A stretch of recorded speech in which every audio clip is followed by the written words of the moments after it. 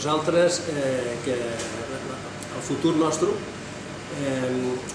jo crec que no podem evolucionar gaire perquè nosaltres som artesans i seguim fent l'artesania que hem fet tota la vida.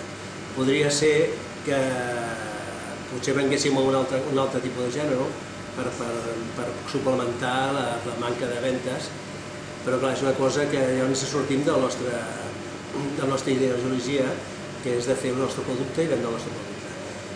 En un futur pròxim estem pendents de com funcionarà l'economia espanyola, però de totes maneres creiem que mica en mica és allò que hem d'entrar mica en mica i anar proposant coses. Què passa al futur? Doncs tot dependrà, perquè el que estem pagant un lloguer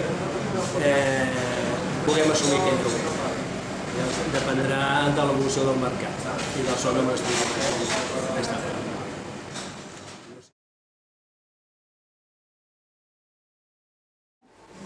El futur, evidentment, passa per molt esforç.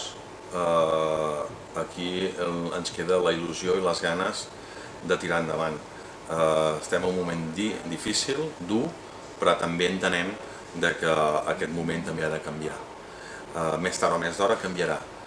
Nosaltres ens hem de començar a adaptar amb aquesta nova dinàmica comercial que hi ha en aquests moments al mercat. Internet, venda online, el comerç s'ha d'adaptar. Però també és clar que hem de tenir molt clar quin model de país volem i quin model comercial volem de país. El petit i mitjà comerç dona vida, ja ho sabem que dona vida a les ciutats, que dona aquesta proximitat al comprador, en aquest cas al ciutadà, però també hem d'interpretar que el comerç, sense comerç no hi ha vida.